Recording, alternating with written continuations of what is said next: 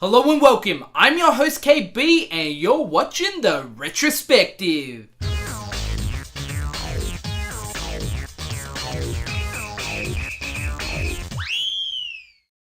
I've made various mentions of the successful run of animated series that Disney produced throughout the late 80s and the early 90s, and in the middle of that run was Darkwing Duck, which first aired in 1991.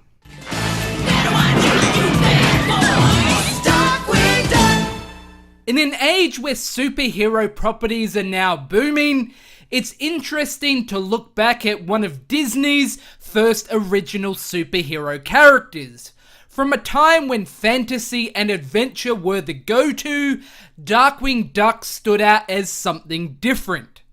Created as an homage to the 1930s pulp novel character The Shadow, Darkwing Duck is the alter ego of Drake Mallard, who's living in St. Canard with his adoptive daughter Goslin. Drake isn't the typical character that you'd expect to have an alter ego, where characters like Spider-Man and the Batman have superpowers or incredible wealth and training at their disposal. Drake is more of a regular guy and family man. While he seeks to be accepted as the heroic protector of St. Canard, he does so while also trying to balance this with his regular life as a father.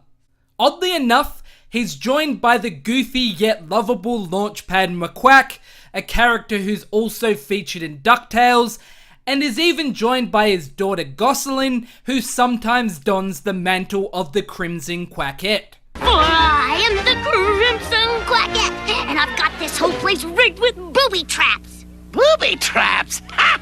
You can't even make a peanut butter sandwich, let alone a booby trap. Like Batman, Darkwing Duck has his rogues gallery of sorts, with a pretty fun group of reoccurring villains. With the likes of Quackerjack, a Joker-esque character, Liquidator, a dog made of water, and Steelbeak, a smooth-talking, suit-clad rooster with a steel beak. DW's main antagonists throughout the series were Megabolt, who harnesses the power of electricity, and Negaduck, an evil twin of sorts who comes from a parallel universe. These two would go on to form the Fearsome Five, which is obviously an homage to Spider-Man's Sinister Six. In true supervillain form, they all have their own comic book style origin stories, and while there are plenty of homages to other classic comic book characters, they are still distinct and interesting enough to be memorable characters in their own rights. The electro-slave device is awaiting activation. And the police station's out of the way, boss. Excellent. It's time to remove the next major obstacle from our path. Shush Central. Ooh. What do you do if Darkwing Duck shows up?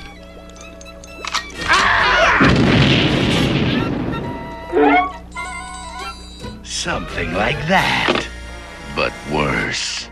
The voice talent here is top notch, with Darkwing Duck being voiced by the man himself, Jim Cummings, who does a great job delivering those classic Darkwing Duck catchphrases. I am the terror that flats in the night. I am the switch that derails your train. I am Darkwing Duck. I am the terror that flats in the night. I am the parking meter that expires while you shop. I am Darkwing Duck. The show also features the talents of Dan Castellaneta, Rob Paulson, and Michael Bell, among others. With a lot of scenes being set at nighttime, the show can have a darker tone at times, but still has that great Disney production that you'd expect. Everything here is well done, from the animation to the character designs.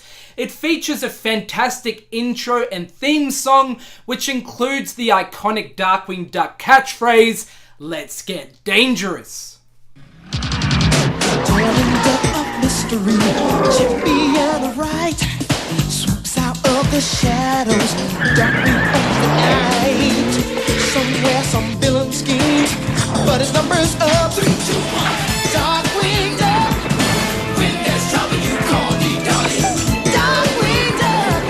Let's get dangerous. The series proved to be quite popular and branched out into other forms of media such as comic books, an action figure line, and a pretty iconic Nintendo game by Capcom. It even had its own Darkwing Duck rap song, which is totally weird yet awesome at the same time. I mean, just look at this. Darkwing Duck is chillin' in town. He don't want criminals hanging around. If there's something you're gonna take my advice. Play it safe.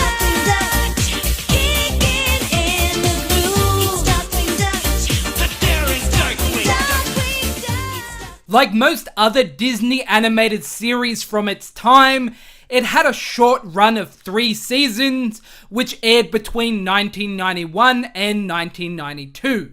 But during this time, it had a decent amount of episodes pumped out, with 91 being produced. For some reason, the entire series has yet to be released on DVD, with roughly 2/3 of the episodes being released and only in North America. I expect this to change sometime in the future, although I don't know when that might be, because the character still appears to be popular.